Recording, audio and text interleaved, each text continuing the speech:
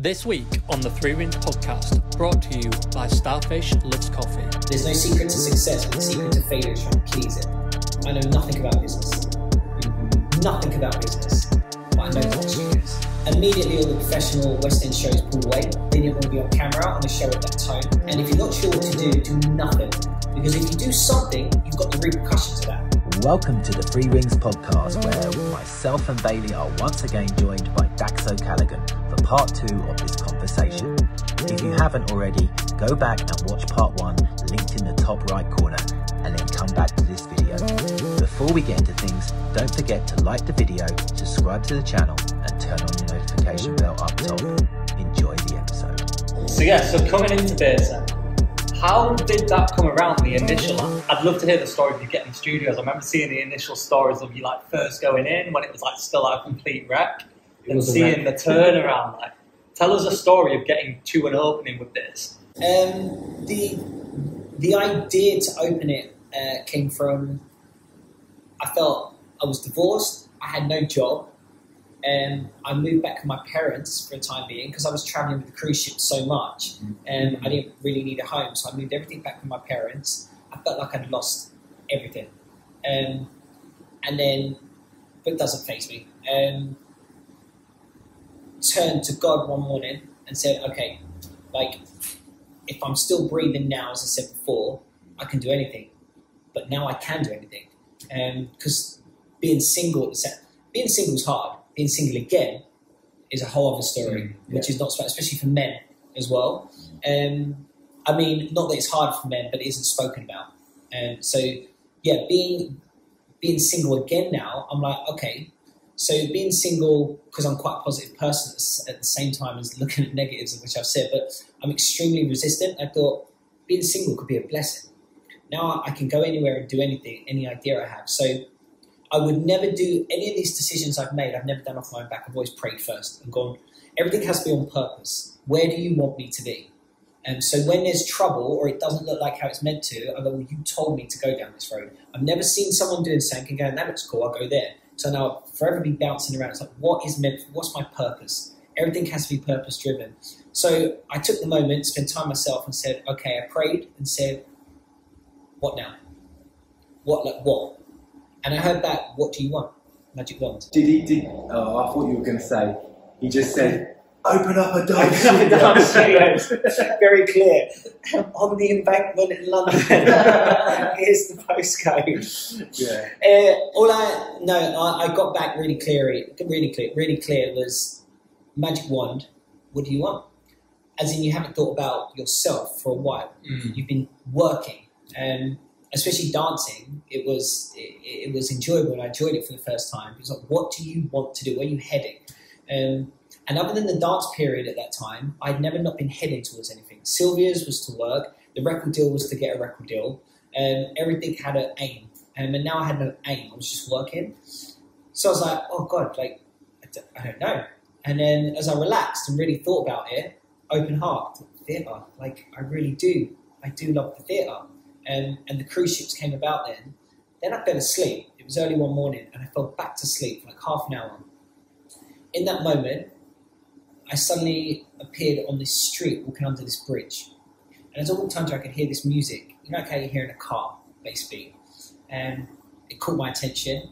So I looked to the right and it was a really wide open pavement. The pavement was very tall. It was a thin pavement. You know those ones you can barely step it. Like, is there even a difference between the road and the pavement? Step up and there's these glass doors with this music coming out. And it's busy, but not like the central line in rush hour busy. You know, like nice busy. There's an energy about the place. And I can hear this music and I walk in the glass doors and there's someone teaching a class. I can still see the class now and how it looked and the speakers. But the point of it, which I realised, was the feeling of there was a buzz.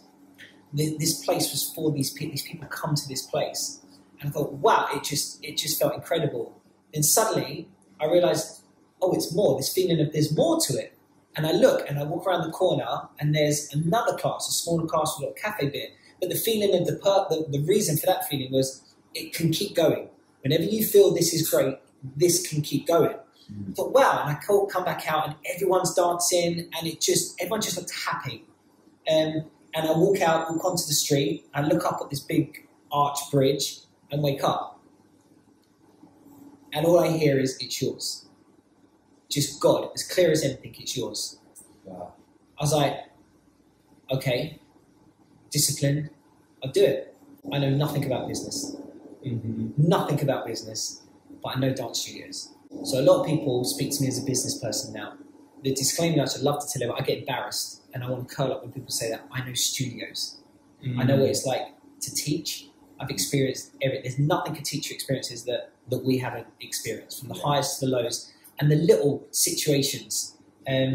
Wanting a scenario where they kick off and I'm like, they're just worried about their money. No, they're kicking off about it. No, they're worried about the atmosphere of the class because they're thinking people won't come back next week. It's their money. They're like, what? No, it's this. I'm like, no. Like, you know everything. I was like, I know studios. I know nothing about business. So I just looked up the price to renting places in London, not far from Pineapple. I just started in that area because that's all I knew, and started to work out the numbers. Didn't look quite right. Started looking at places in Central London. I called a dancer friend that was on the JLS tour, a real smart person, to come look with me. And he said, wow, this is the white guy I knew. I said, what do you mean? He goes, you come straight to Holborn for an idea you knew nothing about. He goes, that is the white Englishman that, well, I can have anything I want. And it just wasn't, the numbers weren't panning out. And I was just like, I don't think I know what I'm doing. So I went back, like, you told me to do this. Where? And then I looked online and it came up at these arches. And I was like, okay, went and looked at them. I went into town for something to eat after I viewed it. And suddenly I heard my name, Dax. I turned around, it was Aston's brother. And I was like, oh my God, what are you doing here? He went, no, I'm sitting with Aston over here. Why don't you come in? Do you want to come sit with us? I was like, cool. Go over. Aston was like, what the hell are you doing in town? I was like, funny story, I've got this idea. He was like, what? I said, look, I want to create theatre shows. I need to be back in the theatre. I'm creating them for the cruise ships. No one's doing it. They'll jump on it maybe 4 or 5 years' time. But I'm banging them out at the minute and I love it. And I'm sick of it. Like, I'm sick of having to convince people when you get an idea. A song, I've got to convince a producer or a record label to release it. Choreography, I've got to get hired. I don't want to spat with other choreographers for credits that might not mean anything in 4 years. Like, there's more. I want to be back in the theatre and I want to create shows. And he was like, okay. He goes, what are you doing in town? They're looking at theatre. I was like, no. I've been told to open studios.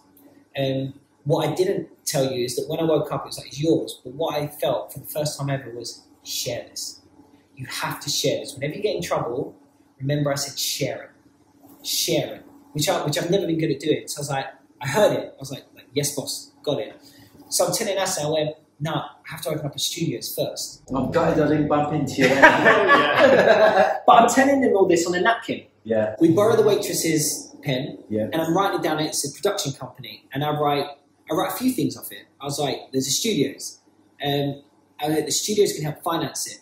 But I was like, there was a college, there was a production company, and he said, "So you don't just start the studios?" I said, "No, the studios won't last with how I'm going to open it." I said, "What do you mean?" I said, "Well, it's quite a fickle demographic."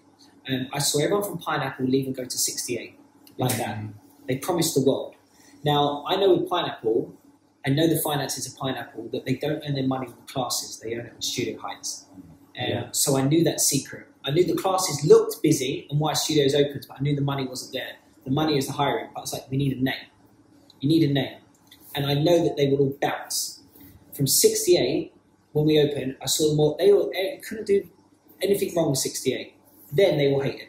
Yeah. So I was like, we've got a 4 to 5 year lifespan. I have to say, you probably don't want to hear this, but the difference between 68 and bass is just like, huge. You know, I've had so much problems over the years trying to either hire or hearing things about Studio 68, and I don't know, you know. The problem that you're completely correct, but your opinion is from a professional side where you would go, oh, we'll call that again. Yeah. What I'm talking about is that we don't go Pineapple, we now go here. It's not an and. Aston always says that. He goes, we need to be an and studios, where our demographic is an or. I go there or I go there. I now go there. Yeah. This is the new place. Like, I know the demographics. So before we open, I said we've got about 4 years and we have to rinse the name. We'll get them all to think it's the best thing since sliced bread. We will be professional and give everything we can, but they will oversell what we've got. We won't need to do a thing. I said, I'm going to prove it. I will not call a single teacher. To this day, Base has never emailed or called a single teacher to teach there. Yeah. To this day. I said, we say the right I've been thing. waiting for the call the whole time. Never happened. Never would, because I know the demographic and I know what it's like to be a teacher. If you promise me I will get numbers because you promised as a studio to do this, that and the other, if it goes wrong, I can now blame you. Pineapple had a really good system where it's like you hire the room. Yes. And why that worked is not them taking no responsibility. It's because I get all the money though. I keep the money from everyone there. I can't say I'm going to open an amazing place. It's going to be like, I don't know, like a high-end cafe or a high-end gym. Oh, cool. Then you've got high-end memberships. No. People don't pay to go. I just take your rent. No, but I'm paying for the room. So if I'm paying for the room, who pays for all of this outside? That's unsustainable. Unless, otherwise you're a genius. You absolutely deserve it. But I know the demographic as well. You can't do so high-end to people that don't have memberships to a high-end gym. So if I run a high-end studios, like a high-end gym, I want to ask, I bet 99% of the people who come to class don't have a membership to David Lloyd or Third Space. Absolutely not. Like, it's a young demographic. This is why I'm not putting a colourful light in. It looks like a teenage nightclub. I'm like, no, we're here to train.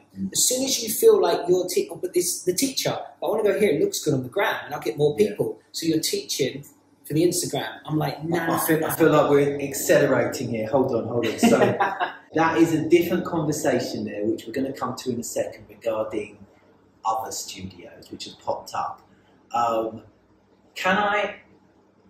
We had a conversation about this when we were doing our research into you and into the studios. We had a big conversation, didn't we, about the studios and how they've kind of emerged and where they've come from. And with bass, I was saying to you this off camera, it very much felt at the start that everyone was giving you the opportunity. People were coming over to see what it was like. And then there was a difference between how people felt commercially at bass than at Pineapple. Pineapple, it felt, had become this... It was almost like they were the victim of their own success, and people came to Pineapple to see it as it's Pineapple.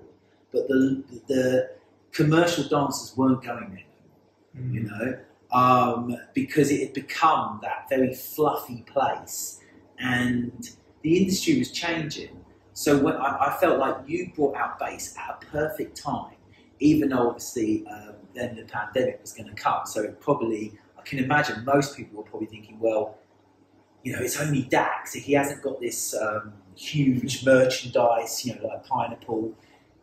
Possibly will it go? You know, I remember thinking, is bass going to survive the pandemic?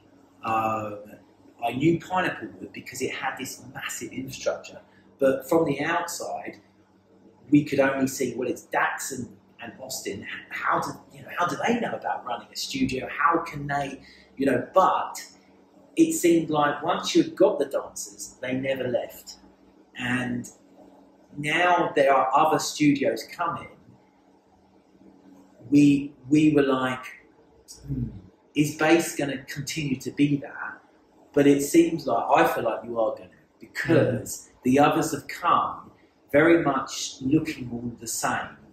And I don't know. I think you don't want to be harsh saying it, but it's like this new group we've had in like the last 6 months. It's like they were great for 2 months, but then everyone's gone back to bass again.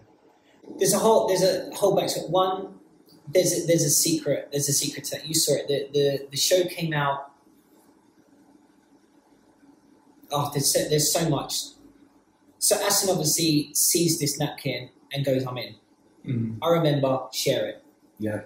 So I went, are you sure? Because I told him I've got the money for half. I'm going to go to the bank for the other half. He went, I'm in. I'm like, I'm putting this much in. I've saved it from the cruise ships. Yeah. He went, I'll match it. Now, you know many friends that can do that as well. Right. We're on the same level. Plus, Aston thinks like me. He's the only person that's relatable to me.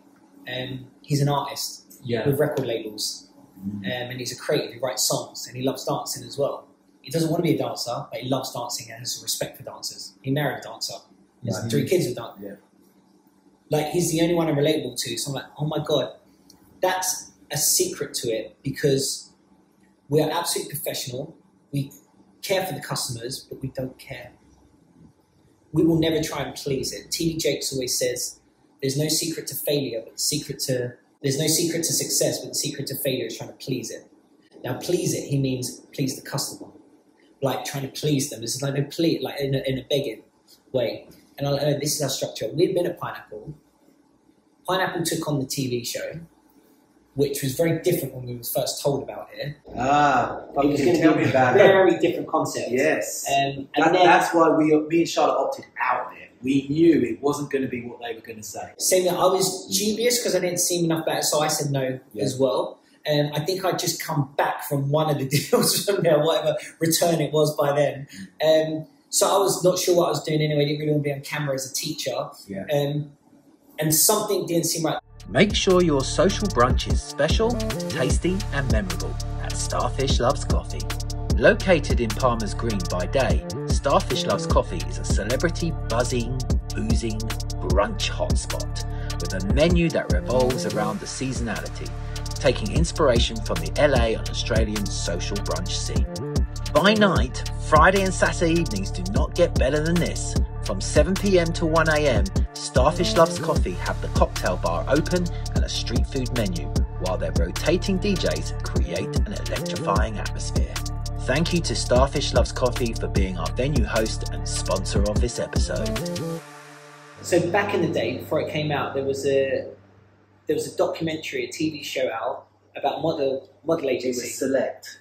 Was that the name? And so they it were, was Select, they were just yes. behind Pineapple, weren't Just they? in Central, they had hidden cameras. So no one was holding a camera, which meant the atmosphere of the office, they spoke as normal because no one was holding a camera or boom in front of them. Hidden cameras, and it really showed you behind the scenes. I remember feeling fascinated watching it. Like, you really got to see how an agency ran stuff.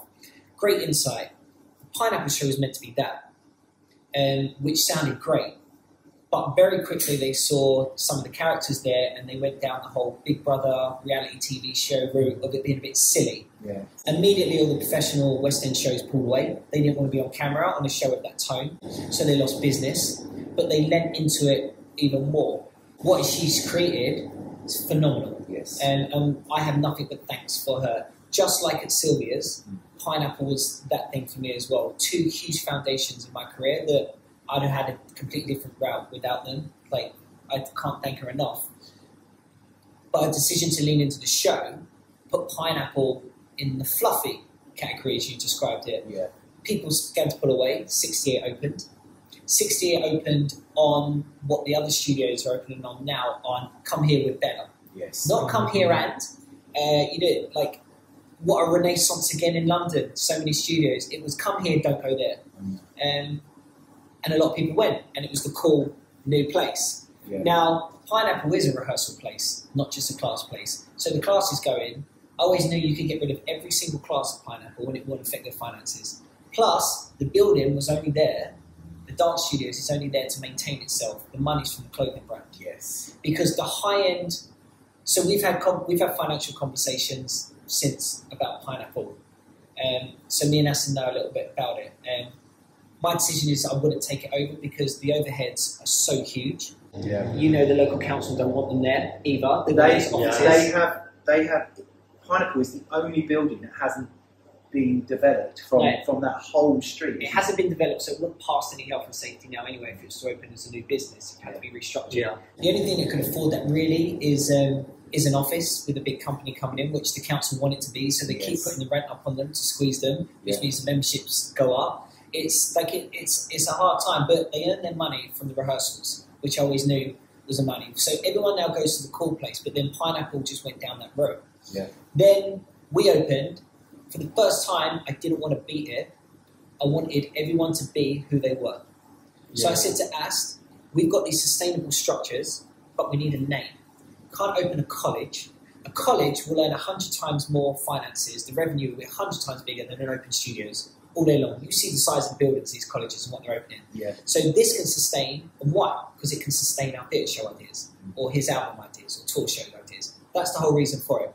Can't open a college without a name. Now we have Central London, because everyone's moving out, because the building's cheaper. We need a name. So we're opening studios and know how to run studios that will benefit the teachers. It doesn't matter if it's cool to the kids.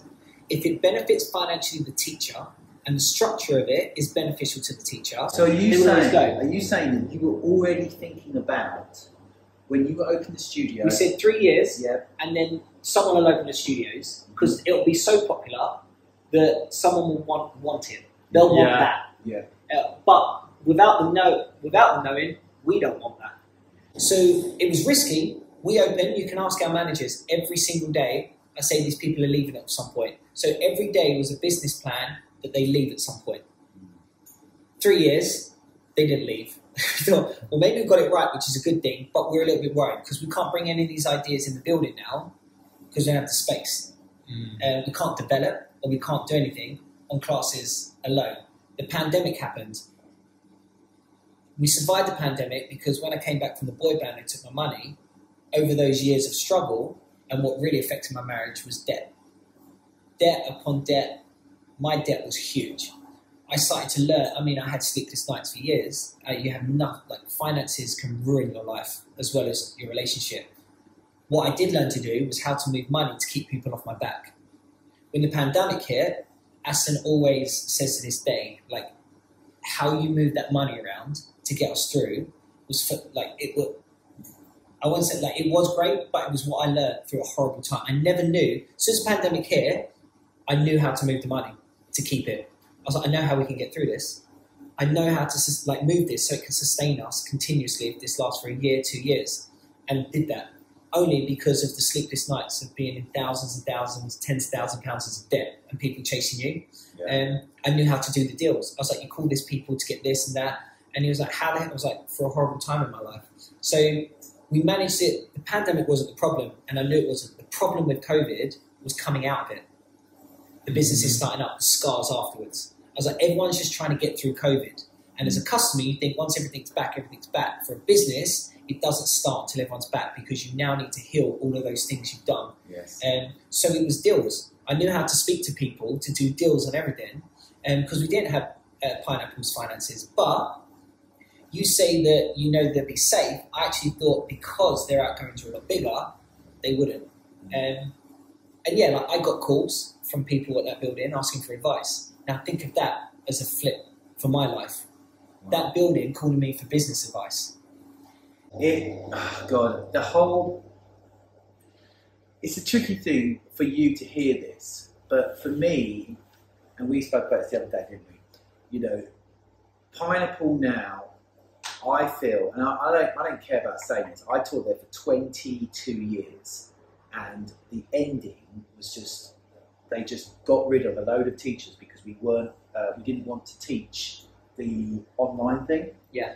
So our classes got our slots. I had 8 slots in, 3-4 different teachers. Yeah, I remember. And they didn't want to compromise on that at that point. And I can guess it's because they wanted to make sure, they could get as much as possible and possibly to survive themselves. But you dig a hole. Yes. For when you come out of this. See, I felt a bit bitter when I did leave because I was told, oh yeah, you would get your studio back once everything's back, but then it never materialised. So now I'm like, well, I appreciate everything I got from Pineapple. I appreciate Maggie Patterson for the opportunity she gave me originally. I appreciate everyone coming to all my classes. But the end makes me think, well, they didn't look after some of their people who've been there a long time. Very good. So I'm at that point now where I can look at it and go, right, well, I'll say what I think. It seems to me that Pineapple it's on its last legs, and what has replaced that in everything what Pineapple stood for is bass. Mm. It's behind the scenes because you're right. What it meant to us when it came to bass, all I wanted to do was open Pineapple. Even to say, to me, Pineapple's still way above bass, which it should be for me, even from the outside of it, perspective. I never want to feel like that. Yeah. As I say, I sometimes mistakenly call bass Pineapple. Yeah. I've got no interest in pleasing these kids now, as in, I mean that in a healthy, mature way, not in a disregarding way. Yeah. We are absolutely professional down there, and we care for the customers, but I do not care for pleasing this generation, because when they're done, they go. Yeah. I know what it's like as a teacher to be treated well. what happened with the pandemic is a panic happened, and the building that's there today isn't the building we know. I speak about it now, and I didn't get to leave on those terms, but even the people you just mentioned there have bitter stories leaving, which is a shame. All you can say is it's a shame. Yes. That's the closure of it. Once you get past the anger or the annoyance or the frustration, you only ever get frustration because someone's not acting how you want them to act. Yes. So what you have to do for peace is expect the leopard to be a leopard at some point. Now, there was no continuity. Jeff is still there, but not there anymore. Yeah. And that was our time. Like, when you stop listening to the teachers, I'm not saying you have to do everything they ask, but when you stop listening and you don't pivot with it, an open dance studios can only be run with flexibility. Flexible things don't break. If you are rigid and you panic and you get quick money on the short term, it's unsustainable. We never went online because I don't care if base closes tomorrow. I'll close it tomorrow. I never have anything I can't walk away from in a second. Yeah. Absolutely. Now, I love the art. It's all about the art for me. I will not go online during the pandemic because I'm not going to train these kids that are a different generation now, don't have the tenacity of us already. I'm not going to train them that they can go online and get a lesson. While we know the teaching ain't right, we can do that all day long, but that's cliche, obvious stuff. If someone's not moving right, you can't correct them in the room. They're going to pick up bad habits. Yeah. But it's about community. There's 50% of your work is done for that class you're training in by getting off your ass, getting on the train and going in. How many times you plan to do a class and it comes in the morning, I'm not going to go in? It's changed now because I have the book. It's mad to think, for us to think, because of base, there's post-grads that have left and have never known paying cash in a class. They don't even know booking on an app. Like, we've changed the whole system with that. That can never be changed, that we've done that. But we wanted to do that Pineapple forever, speak to them, and they would not listen. I did not, in 18 years, hear them at the hook. My voice is broken. Yes, finally. That's how long this podcast has been. I did not, in 18 years, hear them at the desk say it in a clear sentence. You pay your membership here at the door, which is the two, I think, like £4 or £6 now. Yeah. And then you pay the teacher in the class for each individual class. Oh, so what do I pay now? Like, it was never, I was like, you don't go to McDonald's, buy a burger, and they go, it's 15p, but we need 5p for the wrapping, and then there's the tax bill with it. Like, the customer wants one price. I know the teachers worry that if my class is now £14 rather than 12, the people are going to cut. They do. They do not care. No. They just pay for the coffee. Like, these kids do not care. Like, you can't break it down. And this is, what I underestimated when we opened base was these type of conversations of the educational side. So you get a teacher, doesn't make his numbers, which means they don't make rent. Yeah. So I know that our system that Pineapple invented, of you paying just for the space but keep all the money, is the best system in the entire world for teachers to earn money. No split with the studios. They can earn more money than anywhere else, but obviously we're only used to it here, so I don't think it's appreciated as much as they realise. You can keep all of the money. Obviously that means, though, if you don't make rent, you've got to still pay for the rent. I remember, like, the first couple of weeks, a teacher, it would have been from 68, so within that world, popular, but not in our industry world. I don't know who you are, so I don't give a fuck when it comes to talking to them now. Mm-hmm. I don't want to, I'm older now, so I don't want to argue with anyone. I've burnt all my bridges with the agencies and, like, pulling them up on stuff. So now I'm like, I don't want to argue, I'm just going to educate, like, what's right. It's like, it was like, I'm not paying for the studio if I didn't earn the money. I'm not paying to teach. I was like, no, dude, you don't pay to teach. You pay to hire the room. You can do what you want in there. You don't have to teach. You can stand there and juggle for an hour and a half if you want. Like, it was like, oh yeah. I said, but what happens if you don't want to pay if you don't earn the money? What happens if you earn like 400 quid? Am I allowed to step in and say, can the studios get a little bit more then because you've earned over? So it was like, you'd be like, hell no. So hold on, this entitlement that somehow happened because studios overpromised that we'll make you look great, we can give you this outside the studios, we'll give your customers this. You become a dangerous game or a dangerous area where you start to get an entitlement, you feed into that entitlement. Where now the teachers even become entitled to, like, no, I should have people. If you don't have people, the system has vetted you yourself. People won't come, you can't afford, you've got to go, your 15 minutes is done. Yeah. Like, we're now the other side. I don't have to worry about the popularity anymore. If all of the classes went tomorrow, we just hire it out to the clients. So what was your initial thoughts when you suddenly saw, oh, there's Playground, oh, there's Matt, Thank you. No, it's good to me. My initial thoughts are, honestly, it's like the button on my jacket. It's just something that's there. Like, it means that good on you. If you've opened a studio, you could open 10 studios in central London. I could buy another 10. It won't make any difference to anything. You can only run a business if someone wants something you have. Yeah. The demand outweighs the supply. Way outweighs, especially in central London. Yeah. It makes so if the playground opens or another studio's, they're for classes. We've never wanted to be classes. We happened to, and we underestimated how popular it would be on the class side because they were so desperate for a home. Yeah. And we said, you can earn all the money you want, just pay for your studios. But now I know how to bring an app in. I know how to talk to you when there's a problem. Now, you will never be able to figure out why it stayed. But the secret is because I know how to talk to you. Because I don't think I know, because I put myself in your position. I can't help it. Whenever I want to have an opinion and come down on you, I can't help but switch back to being a pineapple and know what that feels like. Like, I know what it feels like, so I'll never do the dirty on you. This is the rules, and if you don't like it, good luck. It's not bitter go, good luck.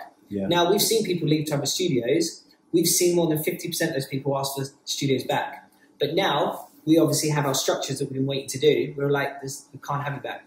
Because now, we had 3 years, I was like, they'll go. The manager, operations manager, was like, don't think a studios is opening. Like, what we're going to do? I was like, someone will open. There's like, even if they do, there's not enough time for us to implement these stuff. I'm like, when they go, they will go. They're like, this is the place to go now. Trust me. And even I was getting a bit nervous. 4 years, and then recently we've had a couple pop up. If they're last, won't be my business. But good luck. If you can make whatever you're doing sustain and it's right, good luck to you. Yeah. Absolutely. When we opened base, Maggie came down. I invited Maggie down. She came down with a whole team. We showed her how to use the app because they didn't have an app system. We showed them how to use it. We had a picture in the studio where it was being built. I couldn't have shared it enough. I kept my class going at Pineapple for 6 months into opening base and never taught a base. To show is and. Yeah. If you start calling teachers to come teach here, not there, good luck to you. I don't even want to, I'm not even going to say it's bad. I'm like, that's your life. I just don't want to do that. I only have control over what I have control over, and I want to sleep at night, and I just want to do the right thing. And I'm like, this is a studio. If you come here, great. But if you leave, don't apologise for leaving. You have to. You pay for the studio. It's like hiring a car. Yeah. All we do is we're landlords. We rent in space. Now, because I know the industry, I'm able to do a whole load of other things. Our structure, if people actually saw the inside of it, I think would be mind-blown. Like, the 2 managers we've got are absolutely mind-blown. We've even had, I can't remember the name of it, we had someone come in to say we should copyright our system for how we do it because it's so unique. But what I think is we refined what we had, but refined it to a modern day. And the whole thing sits on a structure that just sustains itself. And I mean, if someone can work out another way, then great. But we just re-rent in space. And it's up to you. You have to work with us. And if not, then you leave. If it doesn't work for you, it's fine. It's fine. Yeah, but what if everyone don't like you anymore and wants to go here instead? They're allowed to do that. They're dancers. They can do what they want. And if they don't like that place, they can go somewhere else. And they probably will. But that's pop culture. Yeah, I love how humble you are with that business side of it. And what I'd love to ask you about is, with Playground London just popping up, obviously I've seen Kenny come to this, teach at this. Kenny then left. When Kenny said, I always knew Kenny's idea of coming to London was to open a studios here. It was their plan from day dot with Robin. You knew that for some reason, didn't you? Yeah. You could just tell what the move was. You could take if you're in London, you have a brand that's coming with it. Kenny, it's in North London. First, if you know London, create space, you don't go north of the river. It's south. Yeah. Like, it's just hard. Yeah. Even if it works on popularity for a while, after a while, people just don't. Even if you live north, it might be handy for a bit, but people come into central or they go south. Yeah. And it's just the way it is. Where the West End shows are, it's where from Victorian times, like Vauxhall was the creative hub for Victorian people. Anyone who was creating shows, dancers, it draws south. There's just something about it. It's classes. People might do it as a rehearsal space, but me and Aston's in the industry, the same as me. I work as a choreographer for theatre shows and cruise ships. Aston's Aston. So his contacts who want to hire out space, that is 80 to 90% of our revenue. The classes, I just want a home for the community, like how Pineapple was. And if you think somewhere's better, then cool. But you don't have to go better. You can go and.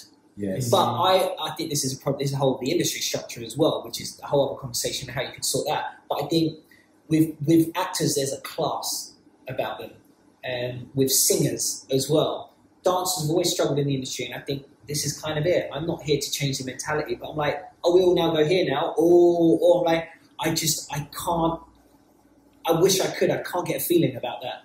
It's just such it's an elementary approach, and it has to be here and here and here.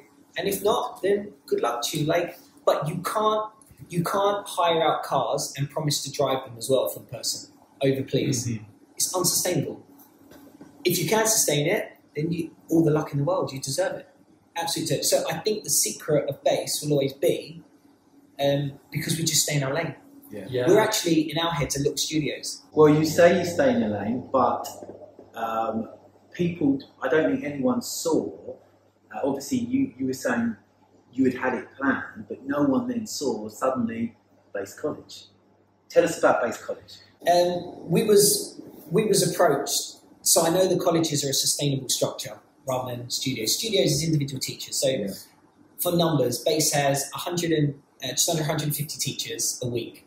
We have 5,000 customers a week coming through the doors. 150 teachers, wow. That we're dealing with, 5,000 customers. So we have a structural staff of over 100 people that have to work on rotas throughout the week. So there's a lot of people that you're dealing with. That's just one business, other than obviously the new studios. And you got the new studios, you got the college. You got to remember with the cruise ships, I helped create structure for Viking. So, I left in July last year after 6 years of it. But I had up to 7 assistants on ships all around the world. And we had an Excel sheet of structures in all countries, in every continent, of where those assistants go. So it become a lot to deal with. But as I say, everything has to be on the structure.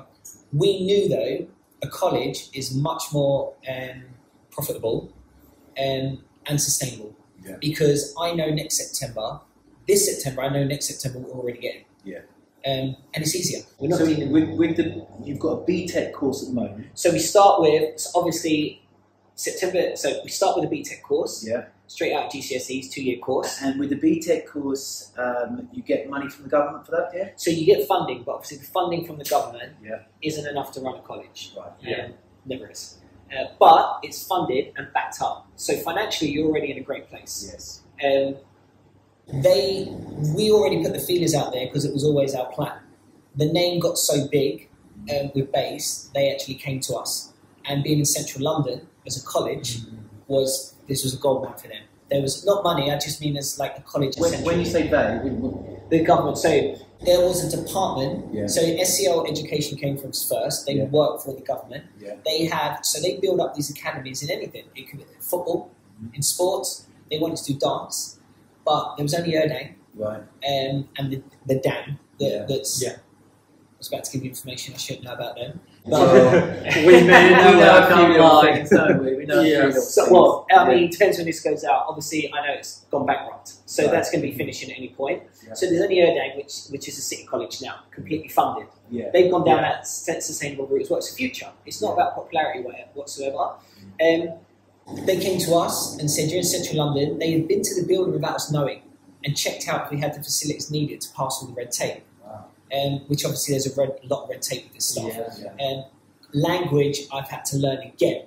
I thought I had to learn a lot with the business. Opening the studios with the council, you can imagine, like the Section 106. Me and Aston, we got turned down for 2 other buildings before we got the building we had. There's a whole other story with that. But for the first time in my life dealing with office people, I felt small. All of the time. We didn't get phone calls back. Yeah, it's fine. Then they give it to Starbucks. And we were always at the end. In the end, I said to Ash, we're trying to play them at their game. We need to be creative. So we created videos and little shows to show how good the business would be for the area. Ended up selling it to the council, even though we'd lost our second building. So they showed us the building we're in now, which had been sitting there derelict for 15 years. They didn't have it on the market. Obviously, as we turned up, we walk under a bridge.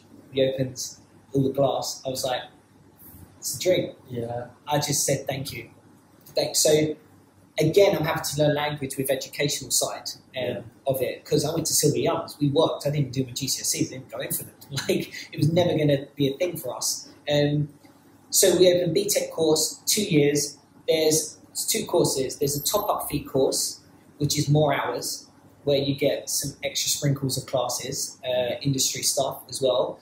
Because it's BTEC and education's free, in England, we have to run it as a free course as well, so you get choice. Obviously, they're limited hours, but they're the amount of hours you need to still pass the course. You'll still get your training and the qualification that it says. Or there's a very small fee for the BTEC course throughout the whole year, and you get extra hours. So we're starting our second year in September, but the whole aim for this is just to get through the BTEC. It's September 25 is the diploma course. I was literally going to ask you Yeah, that. the expansion plans and everything, yeah.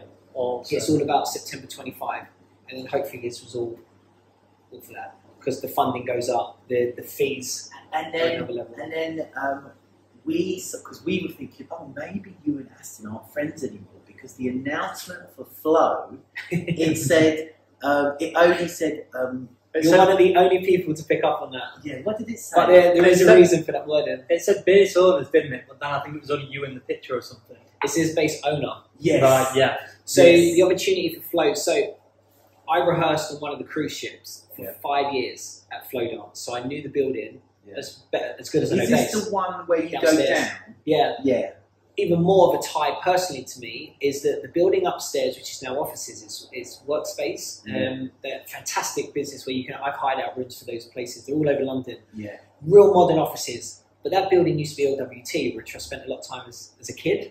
Oh my Right. God. It was the old LWT Yes. building. I auditioned for the original, I don't know, as a dancer for Pop Stars or something. And I remember Nigel Lithgow in the audition in that building. Yes. Yeah. Wow. So I already felt at home. I was like, man, I used to come here as a kid all the time, like Michael Barrymore, like all the filming we did as kids.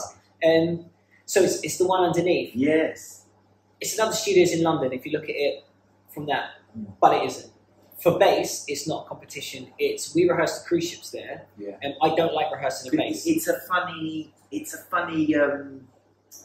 a long corridor. It's a layout, yeah. It's quiet, it's private. So I never liked rehearsing at bass with the cruise ships. One, because sabotage. Sorry, man. Yeah, I never liked rehearsing with the cruise ships at base because one, I'm always distracted because people think they can come in and tell me stuff, what's going on in the building, because I'm in the building. Yeah. Because people be surprised we're not there that much. We oversee everything. Yeah. But if I go away for a year tomorrow, the whole thing runs. And we're not there that much. It can't rely on me. And the idea was when I saw what happened with 68, I thought if anyone gets the ump with this building, it needs to be like Pineapple. They get the ump with the walls. They got no one. It needs to be like when you call the council. It's just like, it can't be someone, because if Aston messes up in the public eye, it harms bass. Yeah. And if I end up in another divorce, Yeah. in the relationship, in the industry, and no one likes me, Yes. I said, as our personal lives can't be that. But obviously, Aston's such a fun guy and we get on. He was like, let's just break all. That's what he's like. Let's break all the rules. Yeah. It's like let's call them names, the studio names. And now all the other studios are calling them their studios names. Like he just wanted to change everything from day dot. And I don't like. We don't need to be at the building, but I don't like rehearsing there. I like it to be it. And then when I'm in a rehearsal room, I'm there as a choreographer or creative director. Flow is quiet. Yeah. And I saw all of the clients there. All the clients are all the people we couldn't facilitate because it was either too noisy, too big, or we didn't have the space. So we would send them to Flow Dance because I started to get to know the owners down there. Things changed for them, and they wanted to sell the business and called me first. Said it's about to go on the market, an investor will buy it, but we don't want all of our hard work to be run into the ground. We'd love someone that knows about studios, and obviously what's happened with bass has been phenomenal. Like, would you be interested? We know the structure, because everyone knows, all the studios know about this structure we got, but no one knows it. And they said it'd be great if you might bring that over here. Like, what do you think?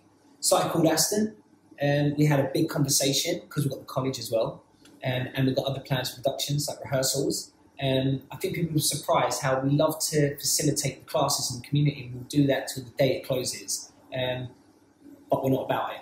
Like, we want to be professional and have a place for the community. And if people come, we're there for you all day long. If people decide, no, we don't go here anymore, good luck to you. Absolutely. That's a really good way to work regarding, I mean, obviously you're always going to have it Aston. If something happened with Aston, they're going to connect to, but we were wondering whether we should say this or not. But it seems like you've done what we're about to say on purpose with you just saying that. We were saying that there are possibly dancers in the industry who don't know who you are. Yeah. Even though they're coming to your studios and you've done so much, if they don't know you, they might even think, oh, he's the other person, Aston, who's famous, owns bass, and there's some other guy. Yeah. There's a couple of funny instances. I've had rehearsals that I've been in for a few cruises and heard them talking about the studios without them having any idea. But we set it up. I said to Aston, I don't want anyone to know you yet. It's going to be hard to do that, but as it gets bigger, we need to be able to, I think it's just cooler, and we can run it better. Well, I think that's the secret behind Pineapple for a long time. I agree. And only towards the end, when the show came, and then we saw Debbie and we saw everything else. That was the change. Yes. That was the pivotal change. And then when you start to lose something, you become desperate. So you sometimes do more of what you're doing wrong. Yes. And you become more louder and more of the face, where actually you need to calm. Yeah. And if you're not sure what to do nothing. Because if you do something, you've got the repercussions of that. And sometimes do nothing. Just stay still. Yes. And I think anyone that opens a studio and wants to tell you about their story, there's an insight in there already. There's an insight of wanting to be popular with dancers. And I think as soon as you want to please it, you're fucked. You're absolutely screwed. Because you don't open a coffee shop saying, please come in here. You're like, this is what it is. Yeah. This is what it is. McDonald's can have a documentary about how bad their food is. It's still going to be popular. Like they were saying, because of what's going on in Gaza, to start boycotting Starbucks because the connections are... It's going to make no difference to Starbucks because there isn't one person that runs Starbucks. Yeah. It's its own brand that you can't get, and that's the secret of a brand, a sustainable structure that it comes to. I saw how Flow Dance fitted in with some of our future plans. Yeah. And we loved it. It was like we watch a lot of sports entertainment content, the business behind wrestling, boxing. And when we saw the way you did that picture, we loved it, didn't we? Yeah. We were just like... you might have more of an insight than anyone I've spoken to, because I'm obsessed with motorsports and Formula One. Yeah. And it's not just a sport that I love. I'm just intrigued with the business side of it. Sponsorship, the sponsorship, the branding. Around, yeah. There's no class to that. That's why we started the BMA Awards, yes. to try and sort of bring something on that scale to it. But you've got to have everyone come with you. Like the amount of, just think, when we brought in an app, this is an insight to let people know what you deal with. When we brought in the app, I had to sit all the teachers in the studio and explain why this app would be good. Because you've got to remember, before when there was cash, no one was declaring stuff. Now every time we make a change, I've got to explain. I was. But I've got to explain the mental side behind this. So I'm like, cool, I understand the cash thing. I understand your point before you say it. Yeah. Now I'm trying to say you don't get the right conditions on jobs because you're not respected. Do you think there's a reason for that? Now, if we have an app, all your money's transferred, which shows a clear statement throughout the years of your teaching incomes. If you go to buy a car or a house, you now have something to show for it.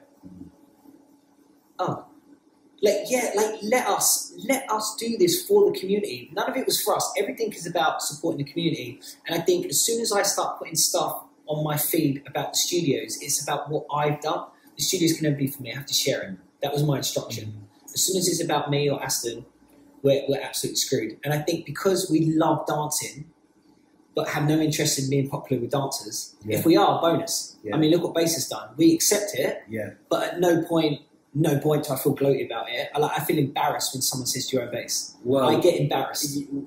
I could see your face when we were saying at the start, we're going to have to say about how bass is this and Pineapple is that now.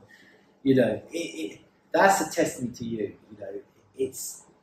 It's you knowing yourself enough you speak with God and you know yourself. To be true to yourself, it's not trying to show off. It's not trying to push your ideas. It's just being, And I think a lot of people in the industry they are mixed up with the rat race, that they're not ever putting that time into themselves. Yeah. And if you don't put your time into yourself, you will never find that moment of peace to be able to find your truth. Yeah. And what was extraordinary with you is that it seems that you've always had that, it feels like, you know, which is a very rare thing. Me and Charlotte always had we didn't want to be part of it, part of the community, and we didn't want to show off too much. We were just doing our thing. But we didn't have, at that point, any type of spiritual sort of helping us. So it's amazing that you've got to this point, and now it's just second nature for you, isn't it?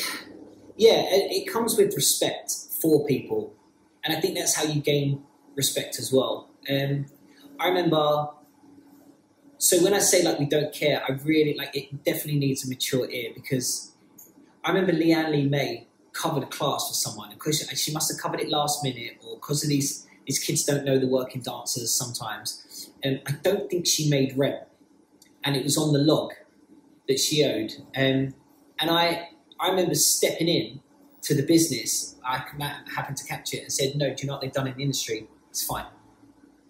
And I was like, no, we can't start favouring people. I said, no, there's a different. I'm not favouring them. This isn't a popular teacher that brings us money, so we'll give them whatever they want.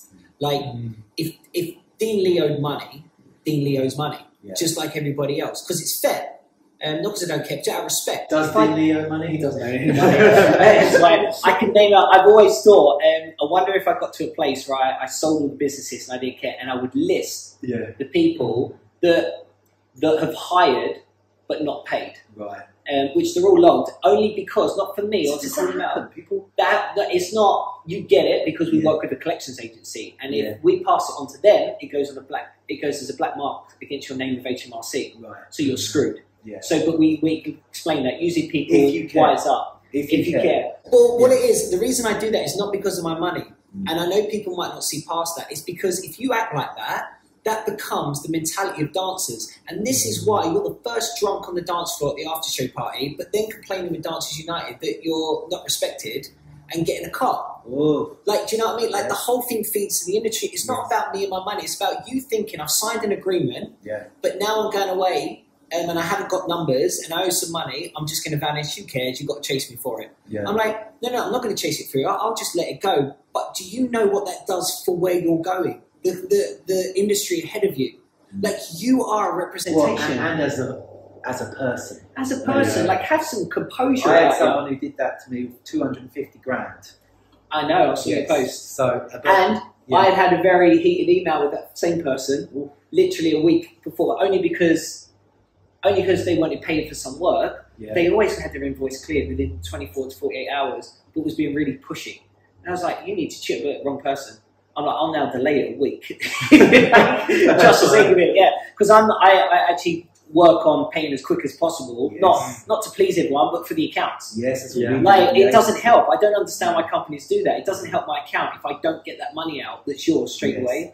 You know, it's the whole mentality of it is literally. I can't remember our point now. Like, we keep digressing, so there's so much to say. But anyway, like Flo. When Flow Dance came up, I had a conversation with Aston, obviously, about all the things it would match up to. And he doesn't know Flow Dance and said, I don't want nothing to do with it. So is that, what, did you buy it? Yeah. That's yours? Yeah.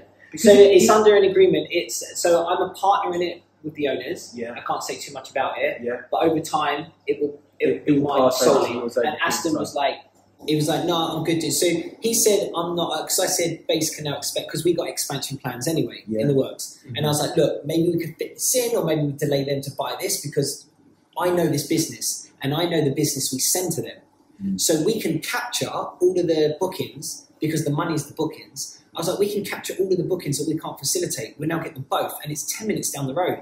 For cruise ship rehearsals, I used to park at base because we get free parking and walk to rehearsals. So I was like, it's walkable. And I said, with the college, it just gives me some options if I need it with the college for like private singing lessons or so. And he thought about it, he went, no, he's got his eye on some other studios, well-known studios that he wants to buy. So he said, I'm not about it. Now, we always agree, however much work one puts in over the other with whatever we're doing, 50-50. Yeah. Like, it's never a deep conversation. Same as Easy. Absolutely. And I'm at that he age does now. far more work than me. So we just said, cool. So I went away. The owners, they called because their situation had changed a bit. And this kind of sums up, I guess, your answer how I feel about other studios opening. Other studios have opened in the last 6 to 12 months. Yeah. Our revenue has grown in that time enough to buy another business. Wow. So I would only be bothered if I wanted to be popular, which means I'll be frustrated. And if I'm frustrated, I need to look at myself, because if I'm frustrated, that means I want everyone to like us more. I can't tell everyone what to feel. Who do I think I am? That's like them telling me what I've got to do with it. Yeah. Like, no, it goes two ways. They're customers. And this is why I think it'll always be, because we're like, no, come here if you want. If you don't, you don't. Absolutely don't. Like, it's absolutely fine. So our revenue had been good enough that personally, I did some calculations. I had a conversation with some friends. I thought I could take this over on my own. But that's a big step. Yeah. Now, what I do know is studios more than ever now. I knew what it was like as a teacher. Now I know the business side like the back of my hand. I still don't feel no business, and I want to curl up and die when someone thinks I'm a business person. I feel like a fraud on that title. But I know studios, and I know how they run. So I went back to them. I spoke to Aston first, out of respect, and said, how would you feel if I took it over? And he said, dude, do you? Like, we just had that relationship. It was like, fully support you. So I went back to them and said, I went back with an offer that was different to theirs and that suited me over the next couple of years. Did you lowball them big time? They're really nice people down there. Like, they're really cool. We worked out a nice agreement after a lot of back and forth. So you were both happy? Both happy. Yeah. And then, I'm now an owner in it. And then over a short period, I'll own it completely. And we've rebranded it from the 1st of April to Unit 3, which was easy because we Googled the address Unit 3 and the studios came up first thing. So it was like, cool, we don't have to do any paying of Google to be at the top. Yeah. So we called it Unit 3. The logo is simple. I know how to do small, or I feel like I know how I would want it now from the experience of Base. And so we've rebranded the logos, and slowly I'm bringing the structure in for Base. But yeah, we'll see how it goes over time. So now we've got Unit 3. Base is obviously busier than ever with our numbers, and the college with a second year. With the college, what is the plan there? Because are you trying to implement what's in your mind, how the industry should run through those students? So it's based on Silver Young. So Base is based on pineapple, our pineapple. Yeah. And that's what I have to put a disclaimer as well when I say I don't care. It's about respect. So I gave that thing about Leanne Lee May where I wiped it off, where I said, like, a popular teacher owes what they owe because that's fair. Yeah. We'll give them what they owe, what we owe them, and they have to give us what they owe us. But there's certain people, and I feel like because I've been around, and as you say, people don't know that, but we know how long we've been around. I know someone's put their dues in, and I would like to go to studios, and my show will count for something. Yeah. Like, they're like, oh my God, it's good to have you here because we know what you've done in the industry. Yeah. Not for my ego, but just because dancers don't leave this industry in their mid-30s with cars and houses. It would be nice at least respect. So for me to turn around to you and go, shoot, I know what you've done. I know what you've fought for in the industry as well as the work that you've done. It counts for this here. Yeah. And you'll be like, oh my God, even if I went free coffees for this little day because I know who that is and what they've done, you'll be like, oh my God, it's nice. Yeah. It's just nice to me. So when I say I don't care, please know that comes with the disclaimer of it's a balance. Do you know what I mean? Yeah, yeah.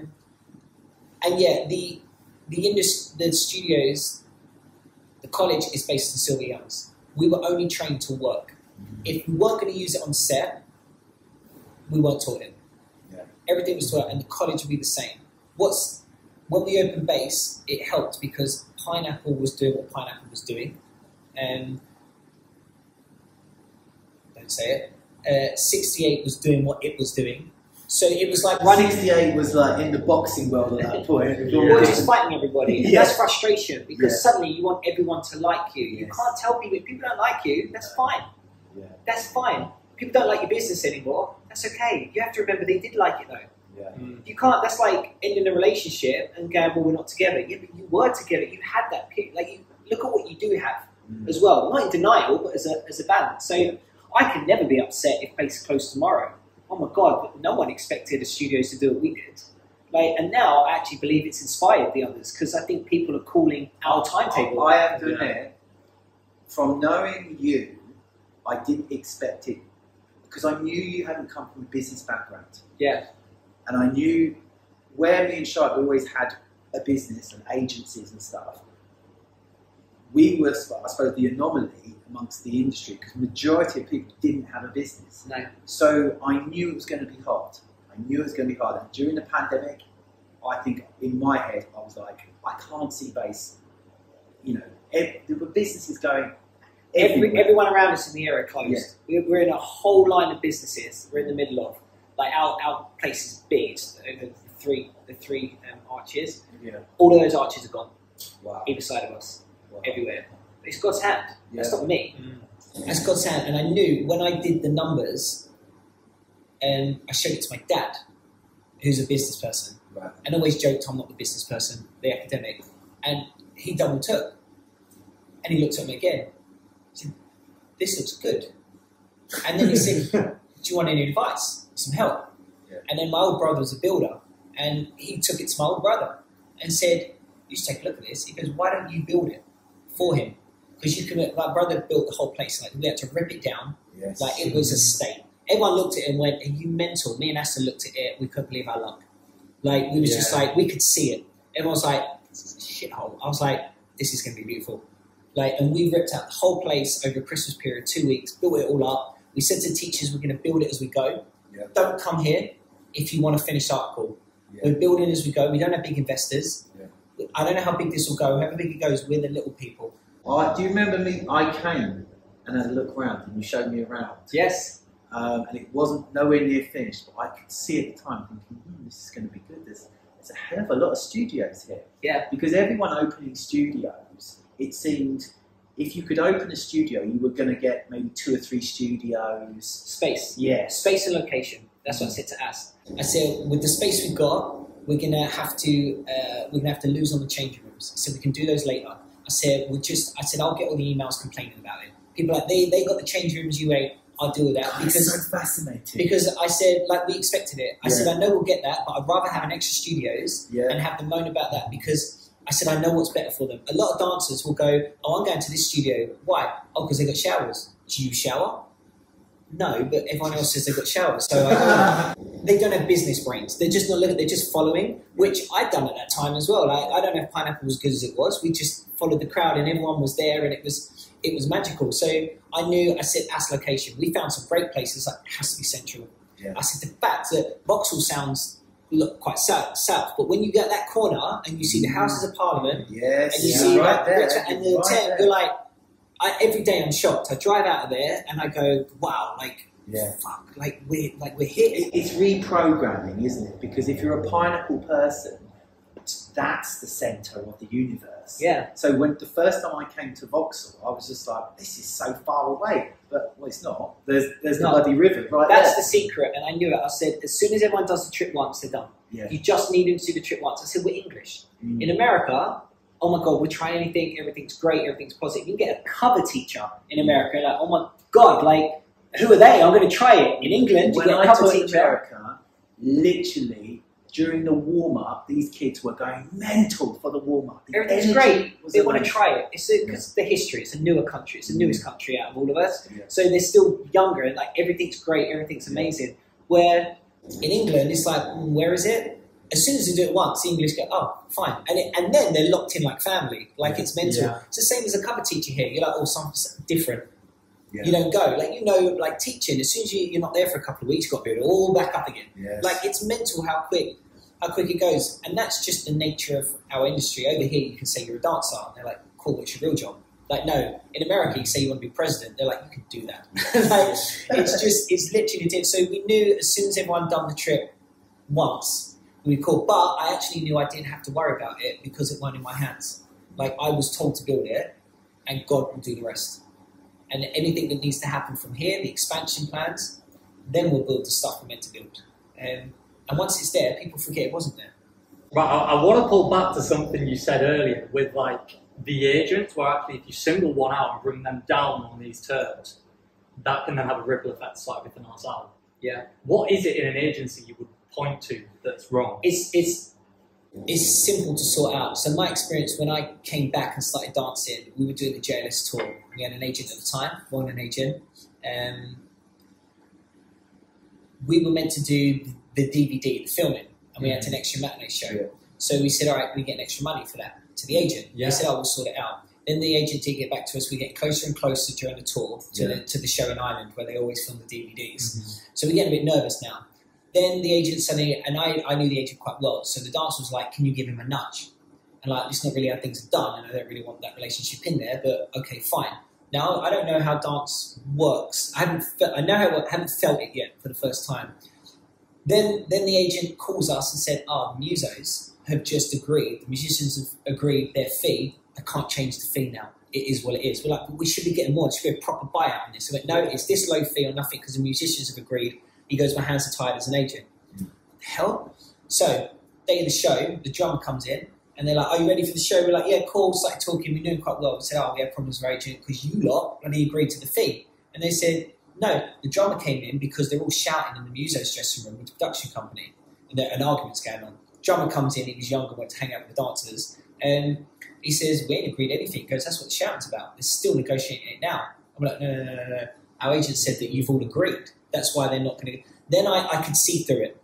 I didn't have the facts, but I knew in my heart they didn't want to have that confrontational conversation. I realised the tone of agents, which I didn't know. My agent was a negotiator and went in and worked for me while I wasn't working. I stayed training. I didn't work for my agent. My agent didn't work for me. We worked together. Yeah. I didn't pay them a penny out of my pocket. And they didn't pay me a penny. We only got paid if someone paid me. So I need to be on my shizzle, training, singing, be ready, turn up on time, presentable for the auditions, and they need to be getting me work, to getting me seen for stuff. We always worked together. Then I had a manager. Oh my God, that was by my side all the time. So now I saw, they get the job and are just happy getting the job. They have almost like a freelance mentality of, we've got a job.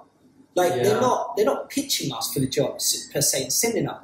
So I couldn't work out how to approach it because I could see the next 5 conversations ahead. I was like, no, the mentality's wrong. During that time when I was choreographing quite a few people, I was signed to Dancers Inc. At one point. I was signed to Mass Movement. Because Nadia, I knew before it was Mass Movement, it's a production company. When I was a kid dancing, they hired me as a production company. So I was signed to AMCK first. She took me. She went, you're now back. You're dancing and doing some choreography. She took me on first, did a couple of jobs, but realised just me as an individual, it wasn't the agent's fault. I just got work on my own.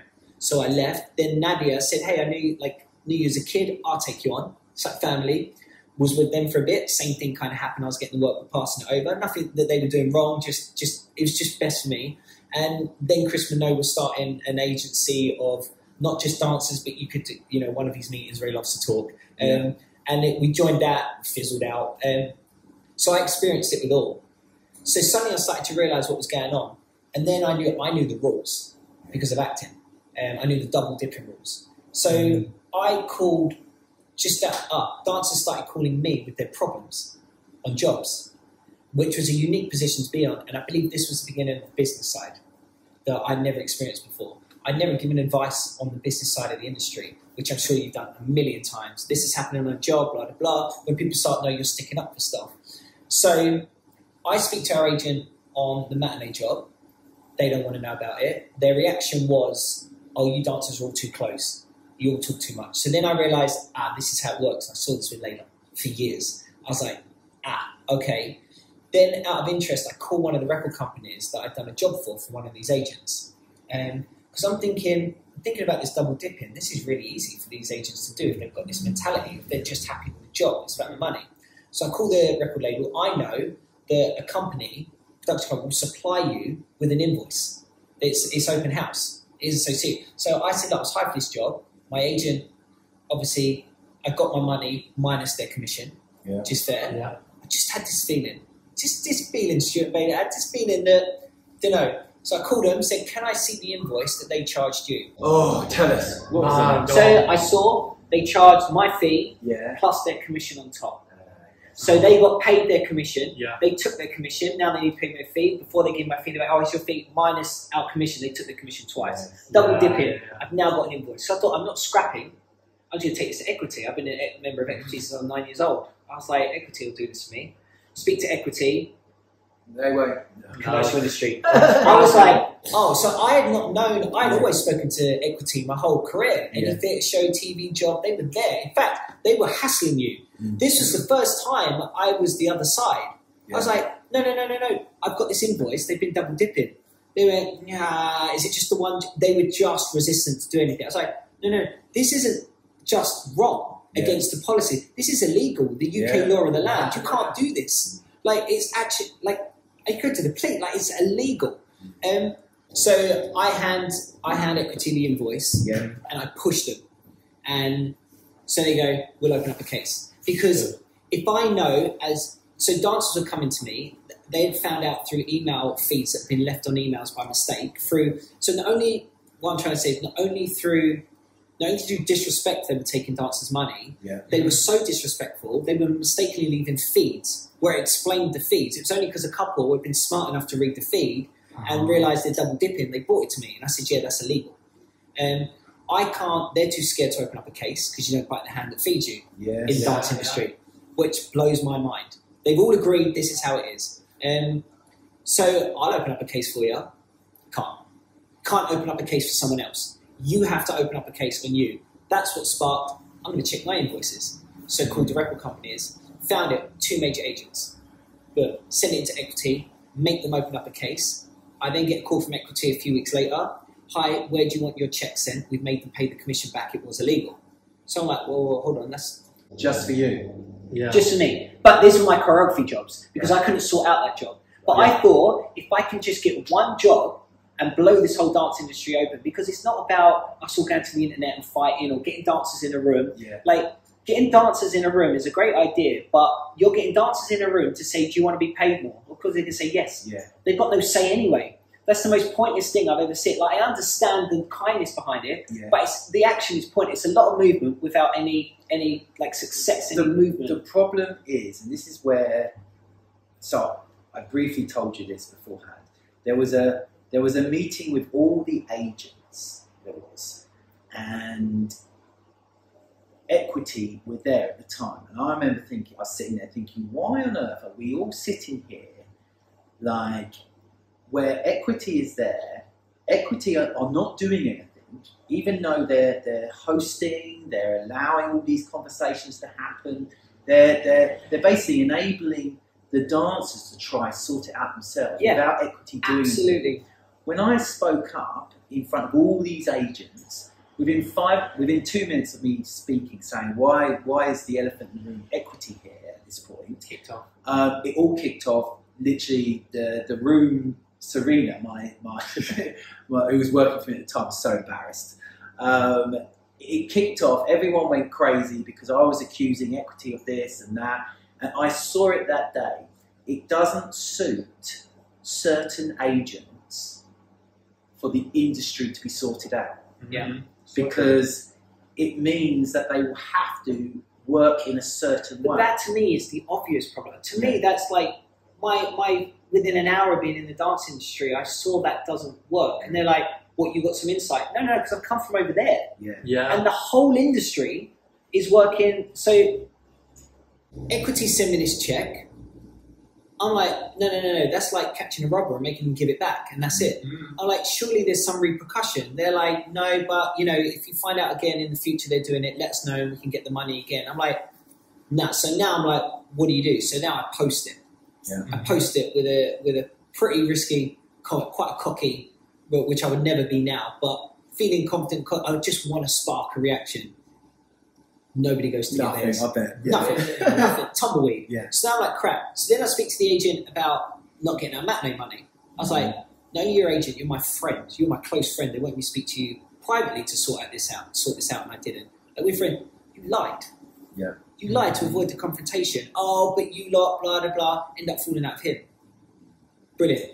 So now I come for another agent with another problem. I real got facts as well. So everything I'm telling you is problematic. These aren't my feelings. I'm not saying I'm angry or annoyed. I'm telling you the facts. Like, it's all pragmatic. So I now burn bridges with another agent. So now burn bridges with all the agents. I don't work for agencies anyway. Like, listen, if you ever need a good agent, let me know right here. But all this comes down to at the end of like 2-hour podcast is that coming from the acting and musical theatre side, obviously there's Dancers United now. This is the 4th union that I've seen in my lifetime.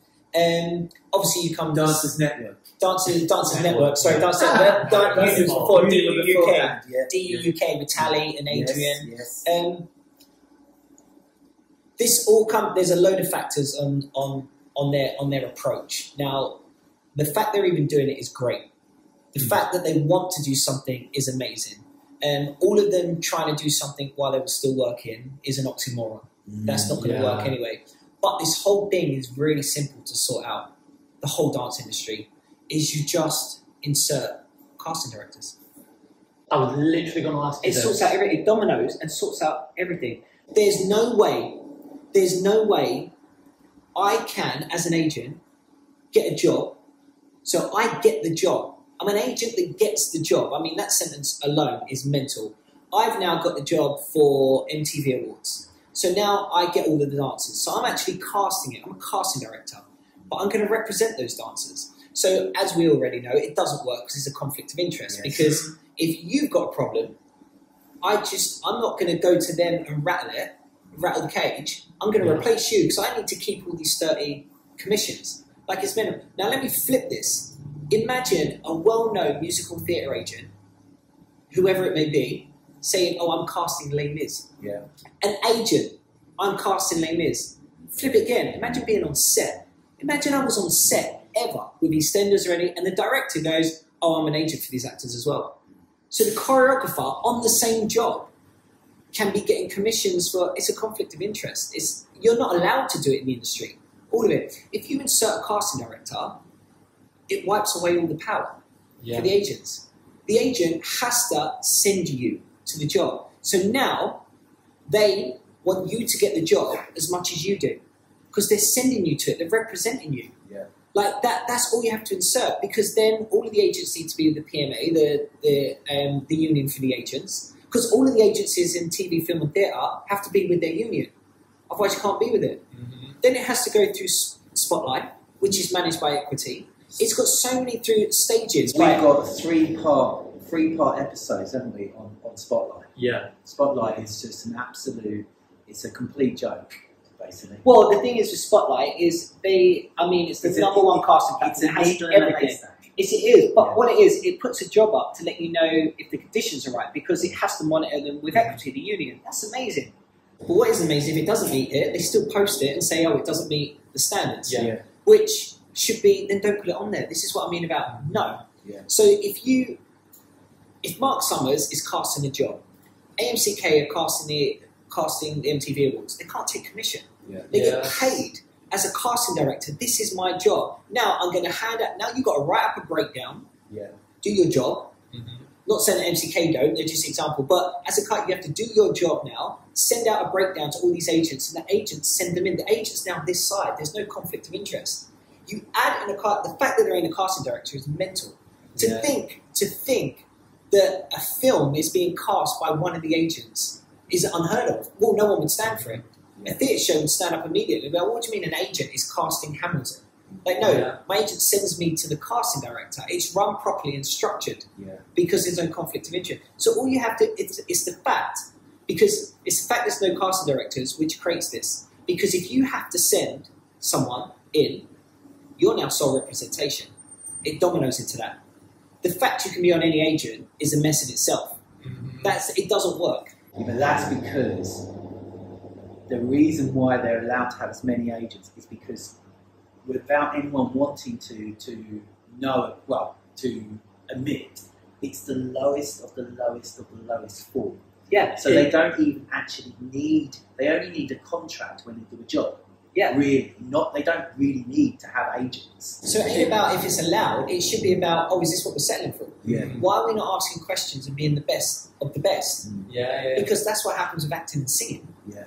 And theatre. Yeah. Absolutely. Unless it's a cruise ship, which they're clever, they're outside of Equity, so they do some dodgy fees, but you're travelling the world and they still don't go as far as some of the commercial stuff. But if you just insert a casting director, or you can say to an agent, you can now become a professional casting director.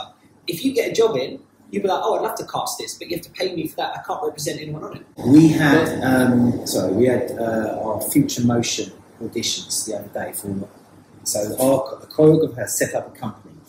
Now, we put it out as an audition, but we were the casting directors for it. So we weren't allowed, even though we probably could have done, no one would have said anything, we didn't send up our people for it because we can't take it. We literally said to them, if you want to come, you can, but you apply independently. And why do you do that? Not because of you, because of the damage that does to the industry. Yeah. That should be but that's what I mean about everyone has to agree. You've now got to convince everyone that no, because of the damage it does. We all have to agree this does damage to something we need to protect. Not, but I can get away with it. Who cares? And it all comes back in the numbers as well. Like where we have to let them have multiple agents is purely because we can't turn around and go sign exclusively with us when AMCK have dual exclusive. But if you have a casting director, you can. Any That's problem you can think of, you can tail it back to insert a casting director, and it will domino effect to sort it out. You have to not care about the money side as much as the industry, because long term you will get more money if you take the industry. So we'll have classes at base, and if I get it passed on to me that it's advertised that I've got a job coming in and learn it, I shut the class down. Because if someone's scouting in the class all day long, it's like football. We've got an agent coming down. Even if they're not really going to take anyone, even that I don't mind, because it's still promoting the scouting in the class. Where else are you meant to be seen? Like, they don't do agency auditions much anymore. Like back in the day, we do not do agency auditions anymore, and we've been talking all the time about introducing some kind of scouting system. I think scouting's great because the classes are so busy now that you can do that, and then you have how great it is. There are so many studios. It should all be a positive to help each other, not I want to open a studio, all come here, I'm going to call you on that timetable, come here instead. Like you don't. It's such a narrow-minded thing of the industry. Now, I'm not doing this because it brings me financial benefit. I just care for when I'm gone. This is in a better place than when we turned up. So if you're auditioning in your class, I'm shutting the class down. I lose money for that, but I will shut your class down all day long because I'm going to lose in the long term if I allow that to go on. Absolutely. I don't care about the money. Now, if you're scouting, absolutely, go for it. And I pick my battles as well, but you have to stand for something. Yes. Otherwise, there's no point. Well, this is it. I mean, the scouting as well, it's cutting down the level of rejection in the industry. Like, the reason we don't do agency auditions is because we're clipped. We have 300 people in a room, we're looking for 20. You send in at home 280. Am I good enough? Why are you doing that? Our agents, I don't think agents are even scouting. Now. They're not. I don't think it's happening.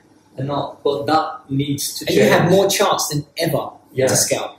Especially with this whole sort of scene of like online submissions for agencies. Even with the actors, like when they start online, so I'm just like, it's so late. I'm like, to actually get up and go in a room, and when you're casting in a cast, now commercial jobs are short, but obviously I'm used to with the cruise ships are on board for 6 to 8 months. It's so important to get the right personalities as well. Like you see someone audition and be a great talent, but you all look and go, I sense a problem. It's not worth the problem that's going to bring us in rehearsals or down the line when you have to replace a cast member that's over in Mexico and fly. Like it's not worth it. And if you can't do that from self tapes, absolutely not. Like get off your ass and get in a room. Like pay out for it. And if you can't afford to pay out for it, don't do it. The problem what's happened is over a period of time with the saturation, and I always go back to blaming Muir for this, with the saturation of how many colleges have come about. And when I was at college, there was 30 that started and 8 that finished the third year. Wow. Like now there's 200 in some of these years. It's too big. And what's happened is over the 20, 30 years, we've created the performing arts. And the performing arts is basically like a cesspool of people who, majority of them, are never actually going to work or have a long career.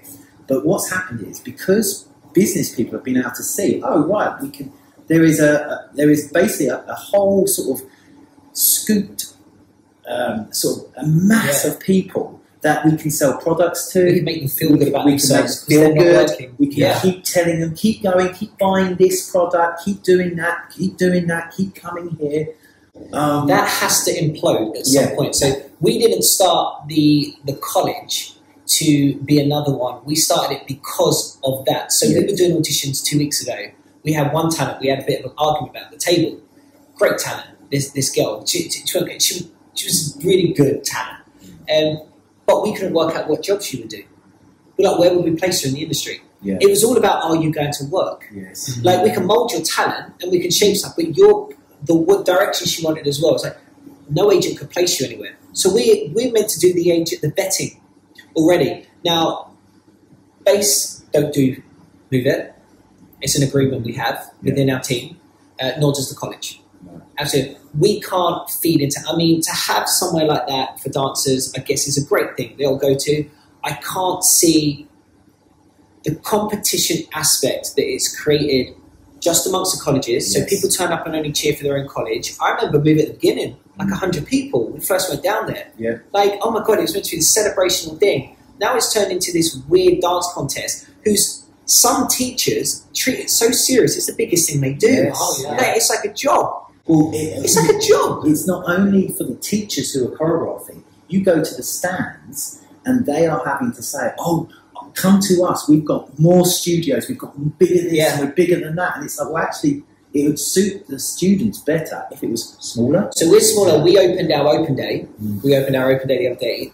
I came to turn up just to see the principals and the teachers how it's going. And they said, oh, could you do a talk quickly? 2 minutes before I went in. I stood up there and I said, hey, we don't have the facilities because we've been around with that money for the other colleges. So if you want the facilities rather than the training, don't come here. I said, we're small, we're humble, we're the Rocky Gym. People online want us to compete with these other students. We were never that. You made us that. And I'm not going to think I'm that because you told me that. I'm in my own lane, doing it at our own speed. And the dancers at the colleges, the students, not dancers yet, the students, I'm like, you know, you can't put this on your CV. This ain't a professional job. Like, I don't know what the audition process is. Now, to practice auditions is great. To do auditions in the way they happen in the colleges, I've been there. It's because I've been there. And the backfiring that does on the people that don't get in the peaks is horrible. Now, you can say the industry's hard, so get used to it. That's like not bringing up your kid and going, well, life's hard. Get on with it. It's a lazy... That's what we're meant to keep them in a bubble and bring out these personalities. Because that's what I experienced. Someone made me feel so good during my years at Sylvia's and working and made me feel like I could do anything that I will walk into the centre of town when I got the idea for studios and know nothing about business and have a look, because you can do anything. I have to keep their belief going. I'm not going to send them to somewhere where the audience reaction is false because they're not clapping because you're not there. That's absolutely ridiculous. The money behind it, so the competition aspect within the college for the piece. I had someone very close to me called about a month ago for a job to be on pencil from a major agent, commercial agent. They told me to tell me their schedule. It was like, oh, I might be working. Then they call me a week later and say, oh, I've just found out what the job is. It's to assist for moving. I'm like, hold on, an agent. I was like, how standard? They were put on pencil first without knowing. They were put on pencil. Yeah, they were put on pencil. But this was a job through a major agent. So a college is paying people to come in. I'm like, the standard of our work is so low that choreographer's biggest job that year will probably be Move It, which isn't a professional job. Like, I know the college paid you, but they paid you to create a piece. Or like oh my God, I remember teaching at colleges and going, oh, please don't ask me to do Move It because I've got coming for the next 2 weeks. If someone else does it, I get a week off. Or the college show, it's like, I only asked me to 1 or 2 pieces. Now it's like, I can put it online, Move It, make a big deal. So it makes me, I'm like, guys, you're becoming more popular in your church, but your church ain't growing. Like, no one cares about this in the industry. This is such a non-thing. And what the negative that it's creating, I'm like, so none of the studios I own will go there, all colleges. And what we are doing is we're supporting the others. Everyone has their problems, I know the structure, but we'll support the others as much as possible because I just want to break up that power. Just break it up. Well, years ago, Equity sponsored Move It, and they took away their sponsorship after an article that I wrote called "Why the Fuck Are Equity Sponsoring Move It?" What was it about? But with the colleges, this is why we're excited about a new college because all the colleges, what they're teaching is they're teaching students to come out into an industry which isn't there anymore. They're teaching them to go into this audition and castings and things like that, and that route. But that's not there anymore. And also, if you go do that, you're limiting yourself to getting £300 jobs. It's about now saying, right, what do you want to do? You've got to build your brand around whatever you do. Don't go down what everyone else is doing, because then they're going to literally 3 or 4 years down the line leave the industry because of the rejection, or they've got to the top. When you get to dancing behind an artist, you are at the top of your industry. There's no more as a dancer you can really go until you go, right, I'm going to be a choreographer, or I'm going to have my own company, or I'm going to do this. And the problem with, I suppose, Dancers Network or unions in the past is it's dancers who have never gone out of that. They're just a dancer. Until you become the choreographer, you go, hang on, it's not just about them. Yeah. It's about every other cog in whether it's the lighting, the director, for me as the choreographer, the first AD was always the important person. Impress that person, he's going to give me a good time all day. Do you know what I mean? But yeah, it's the colleges, they're having to sustain that model because they've got into this thing now of, well, we've got massive buildings, so we need hundreds coming in. And they can't invest in learning how to do these new strategies. But it don't last, it's imploded. No. Because as you've seen what happened with Erdang, so then they moved down the road and said, we'll carry on down here, but now that's gone bankrupt. Erdang itself boycott moving. Well, we know another college as well. We won't say because we can tell you off camera. We can tell you off camera, but I said, like, Erdang are now funded.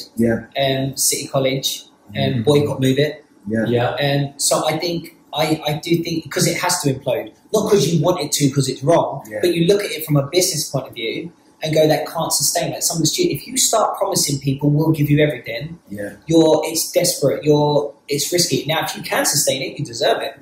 Go for it. Like it's smart, but it's dangerous because if you can't, the fall from that is huge.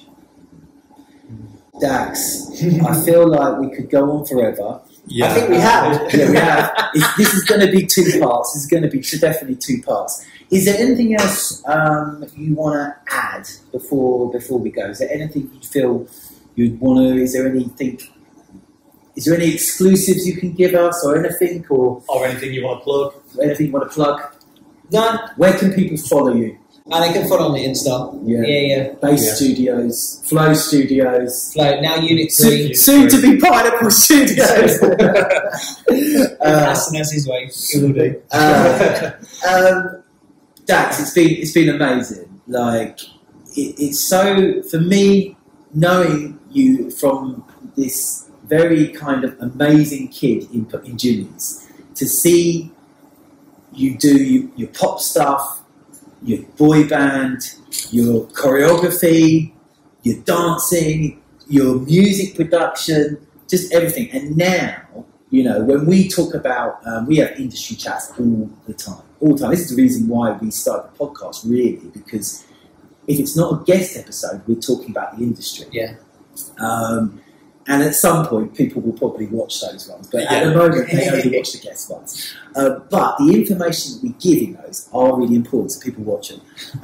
But we often will say, it's about the different players in the industry. And you can't be a big player if you're only a dancer. You can't. You can think you know everything. You can think you can change policies, but you can't until you have become a business side of it, whether it's choreography or whether it's going into studio owner. You can't really have that sway. And I feel like now you are positioned so good that you can start to, affect policies and affect the way dancers are. And having you doing that is only going to be a great thing for the industry. That's what I think. I've never even imagined that I'm in a position to do that, so it's quite intriguing. Because I know you're not saying it for no reason, so it's actually something to think about. We love our debating about the industry. We can see a lot of things going wrong, and I think a lot of your opinions are not welcome. They're not welcome because it's common sense. And dancers, unfortunately, I might get a bit of flack for this, they don't go on common sense. They go on their own little dance. But I think they will follow. They will follow something's happened. This is why I never understand getting the dancers together. Yes. Because it's a young man's game. In musical theatre, as singing, you can be 40, 50, 60 years old. Yeah. So the young people are learning. Same as acting on set. They're a lot older and can stay. Dancing, you finally, the light bulb goes off and you either leave or a lot of people go the other side and start doing the same things. But I think dancers will follow if it's happening. Yeah. You can open a popular studios; they're all cut. Yeah. And they'll stay if it's good. They're not They're not as stupid as I think people feel they are. I just don't think you should give them responsibility for changing their industry. When it's like the dancers have to come together, I'm like, no, because they're trying to get a job. They're struggling out there. London's more harder than ever to live. Yeah. It's a struggle out there. Don't put that on them. I can do it myself. Do it yourself. And the more they do it, the more it highlights how easy it is to take advantage of dancers. Yeah. Absolutely. Yeah. Absolutely. And we're pulling up all day. So, yeah, I mean, you can talk to them as much as possible. Like, my day job is creating. Like, performers next week, doing a piece for them. Then I'm back with Morella Cruises a few weeks later. So my year is in a room of cast, but they're all using musical theatre people. And I just find it easier to talk to. They understand it a bit more because they're used to that structure with the casting director. But I don't know, you need a lot of the heavyweights to come together. Yeah. And I don't think the agents should be involved if you have to tell them that there's a casting director because it's against union rules.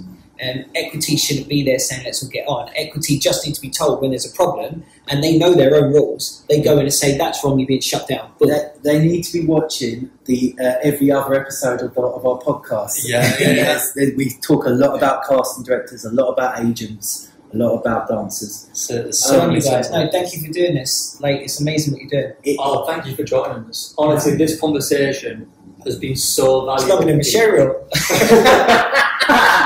So this is a question that we wrap up every episode with, and it's fascinating to get the range of responses. Okay. For you, this might be a challenge because I can tell, especially your work and where you are now, you don't want it to be about you.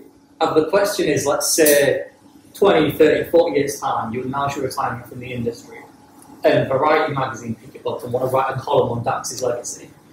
What would you like them to be writing? And that doesn't necessarily have to be like this achievement.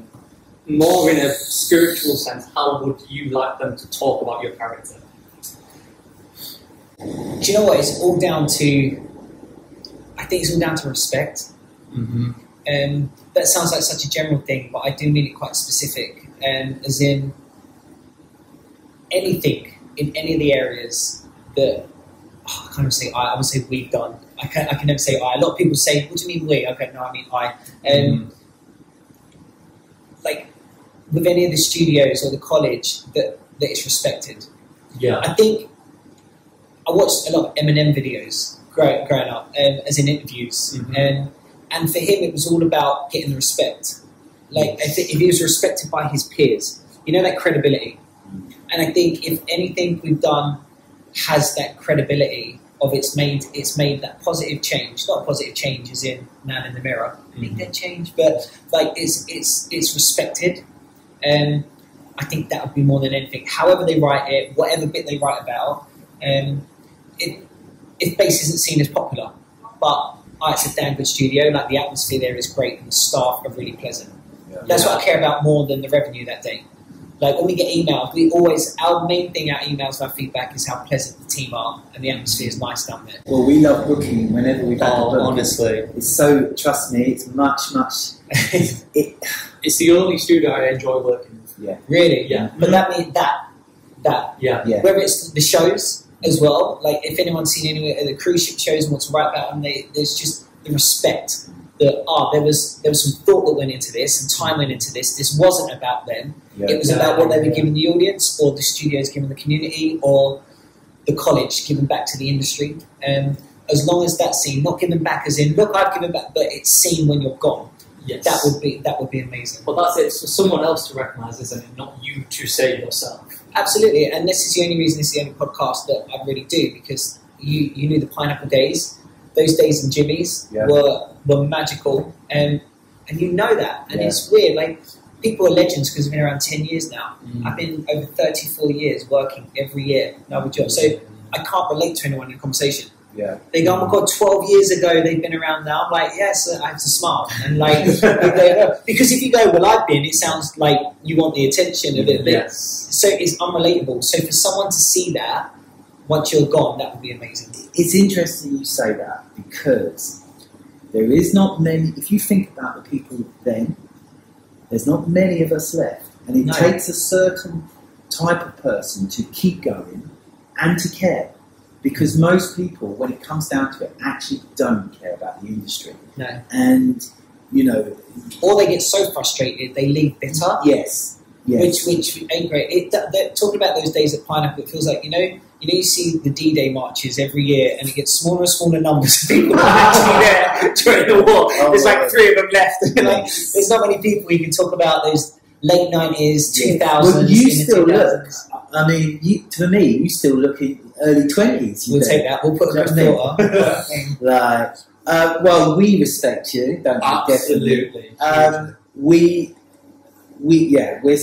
so happy that you said yes to it, and we respect the fact that you're not out. That's why you got over 2 hours now, because I don't. You got Listen, if we need to cut this into 3 parts, we will. Yeah, exactly. Before we end, though, I just wanted to say, if you haven't checked out our latest guest episodes, I don't know where I'm looking at now, then don't forget to check them out. We've got amazing episodes with Ian Bannon, Daniel Hayden, and also the proprietor of this place, Ika Hilmy.